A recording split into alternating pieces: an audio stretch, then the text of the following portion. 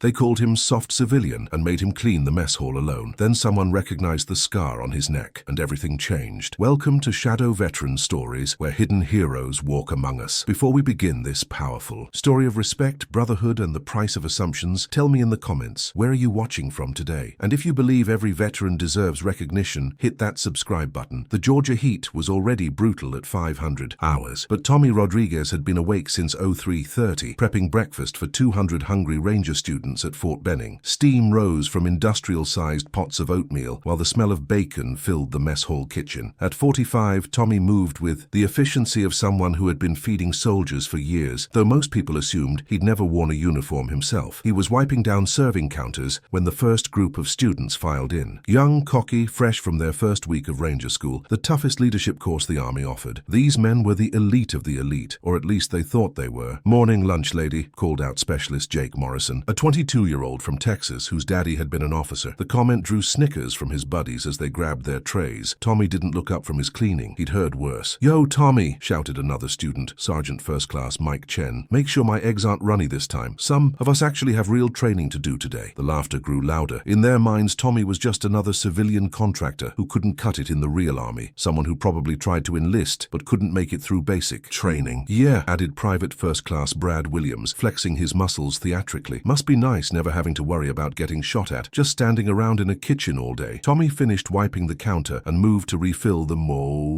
coffee station. His movements were precise, economical, the kind of efficiency that came from years of practice. But the students only saw a middle-aged Hispanic man in a hairnet. "I bet he's never even held a rifle," Morrison continued, loud. Enough for the whole mess hall to hear. Probably scared of his own shadow. That's when Chen noticed something. As Tommy reached up to adjust a serving spoon, his sleeve rode up slightly, revealing the edge of a tattoo on his forearm. But it wasn't the tattoo that caught Chen's attention. It was the long, jagged scar that ran along Tommy's neck, barely visible above his collar. "Hey," Chen said, squinting. "What's that scar from, Tommy? Kitchen accident?" Tommy's hand instinctively moved to his collar, pulling it slightly higher. "Old injury," he said quietly. "Probably burned himself on a stove." Williams laughed. "That's what happens when civilians try to handle hot stuff." But Chen kept staring. There was something about that scar. Too clean to be an accident, too precise. He'd seen scars like that before in medical textbooks. Combat wounds. The conversation was interrupted by the sharp blast of an air horn, the signal for the day's training to begin. The students grabbed their gear and headed out, leaving Tommy alone with the breakfast cleanup. At 1200 hours, the mess hall filled again for lunch. The same routine, the same disrespect. But this time, the students were worked up about their afternoon training exercise. "Live fire maneuvers," Morrison announced to his table. "Finally, some real action instead of classroom bullshit." "About time," agreed Williams. "I'm tired of playing soldier. Let's see some actual combat scenarios." Tommy served their food without comment, but Chen was watching him again. Something about the way Tommy moved, too controlled, too aware of his surroundings, like someone who'd been trained to notice threats. "You ever wonder what Tommy's story really is?" Chen asked his buddies quietly. "What's to wonder?" Morrison replied. "He's a cook. Probably couldn't hack it in the real Army." But Chen wasn't convinced. He'd grown up in a military family, had learned to read people, and Tommy didn't move like a civilian. At 1400 hours, the live fire exercise began at Range 37, 3 miles from the main post. It was designed to simulate urban combat. Students had to clear buildings while dealing with pop-up targets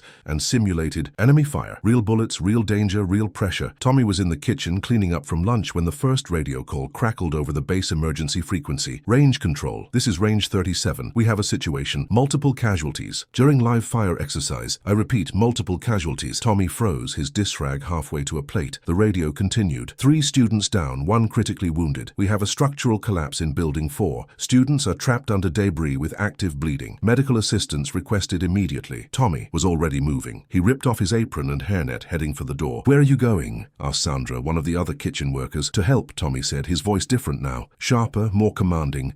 "Tommy, you can't just leave." But he was already gone, jogging toward the motor pool. He found a military truck with keys in the ignition, standard protocol for emergencies, and gunned it toward Range 37. The scene that greeted him was chaos. A training building had partially collapsed during the exercise, trapping 3 Ranger students under concrete and steel. One of them, it was Morrison, was unconscious with visible head trauma. Williams was conscious, but pinned under a beam, blood pooling beneath him. The third student, a kid named Davis, was screaming for help. Sergeant Major Roberts, the senior senior instructor, was trying to coordinate the rescue, but his medics were overwhelmed. "We need to wait for the engineers to move this debris safely," he was saying. "Any wrong move could bring down more concrete." "That kid doesn't have time to wait," someone said. It was Tommy. He'd approached so quietly that nobody had noticed him arrive. "Who the hell are you?" Roberts demanded. "This is a restricted area. Tommy Rodriguez. I work in the mess hall." Tommy was already assessing the collapsed structure, his eyes moving with professional precision. "That student's got arterial bleeding. He'll bleed out in 15 minutes if you don't get him medical attention." "Sir, with respect, this isn't your concern," Roberts said. "Please return to your post." But Tommy wasn't listening. He was studying the debris pattern, calculating load bearing, points, planning an extraction route. When he spoke again, his voice carried an authority that made everyone stop talking. "That support beam is creating a natural arch. If you move in from the left side, you can reach the wounded without destabilizing the structure. But someone needs to crawl in there and apply pressure to that arterial wound while the extraction happens. And I suppose you think you can do that?" Roberts asked skeptically. Tommy was already removing his kitchen shirt, revealing a physique that definitely didn't belong to someone who spent his days cooking. More importantly, his left shoulder bore a tattoo that made Roberts' eyes widen, the distinctive Ranger tab with parachutist wings. "Wait a minute," Roberts said. "Your former 75th Ranger Regiment," Tommy said quietly. "Combat medic, Charlie Company. 2 tours Iraq, 1 Afghanistan." The entire rescue site went silent. Chen, who had been helping with the rescue effort, stared at the scar on Tommy's neck with new understanding. "Jesus," he whispered. "That's not a kitchen accident. That's from an IED." Tommy was already moving toward the collapsed building. "I need medical supplies and someone small enough to follow me in. We have maybe 10 minutes. Sergeant Major Roberts handed him a field medical kit without question. "What do you need?" "Pressure bandages, morphine, and someone to watch my back while I work." Tommy looked at the trapped students, his expression professional and calm. "And when I get them stabilized, you're going to need a helicopter. That head trauma case needs a trauma center, not a field hospital." As Tommy crawled into the debris, his movements were those of someone who had done this before, many times. He reached Williams first, quickly assessing the injury and applying a pressure bandage with practiced efficiency. "Stay with me, son," he said, his voice gentle but firm. "You're going to be fine." "Tommy," Williams whispered, his eyes wide with shock and pain. "How do you save your strength?" Tommy replied, already moving to check Morrison's head injury. "We'll talk later." For the next 40 minutes, Tommy worked with the kind of precision that only comes from years of combat medicine. He stabilized all 3 wounded students, coordinated their extraction, and personally accompanied the most critically injured to the helicopter landing zone. It wasn't until the helicopters had departed and the rescue was complete that anyone thought to ask the obvious question. "Tommy," Sergeant Major Roberts said, "why didn't you ever tell anyone you were a ranger?" Tommy was putting his kitchen shirt back on, transforming back into the quiet cook they thought they knew. "Because I'm not a ranger anymore. I'm a cook. But your experience, your training, we could have used you as an instructor." Tommy shook his head. "I did my time in combat. Now I serve in a different way. Feeding soldiers is important work too." Chen approached hesitantly. "Tommy, I owe you an apology. We all do. The things we said." "Don't worry about it," Tommy replied. "You didn't know." "But that's just it," Chen said. "We should have known. We should have looked closer, asked questions, shown respect." Tommy climbed into the truck for the ride back to the mess hall. Respect isn't something you earn by talking about what you used to do. It's something you earn by how you do whatever job you have now. The next morning, the mess hall was different. Word had spread throughout the Ranger School about what had happened at Range 37. When Tommy arrived at 0500 to start breakfast prep, he found something he'd never seen before. 3 students already there, sleeves rolled up, ready to help. "Morning, Sergeant Rodriguez," Morrison said quietly. His head was bandaged, but he'd been released from the hospital. "We thought maybe we could help with breakfast today." "You don't have to," Tommy began. "Yeah, we do," Williams interrupted, his arm in a sling but his eyes serious. "We owe you." "You don't owe me anything," Tommy said, "but if you want to help, I could use some extra hands." As they worked together, preparing breakfast for their fellow students, Morrison finally asked the question everyone was wondering about. "Sergeant Rodriguez, that scar on your neck, what really happened?" Tommy was quiet for a moment, flipping bacon with mechanical precision. "IED outside Fallujah, 2007. My squad was providing medical support for a patrol that got hit. I was treating a wounded Marine when a secondary device went off." "Jesus," Chen whispered. "The Marine lived," Tommy continued. "That's what mattered." "How many people did you save over there?" Williams asked. Tommy set down his spatula and looked at the 3 young Rangers. "I lost count, but that's not why we did it. We did it because they were our brothers." At 700, when the rest of the Ranger students filed in for breakfast, they found their 3 classmates serving food alongside Tommy. More importantly, they found a sign posted above the serving line, written in block letters, "Sergeant Tommy Rodriguez, 75th Ranger Regiment,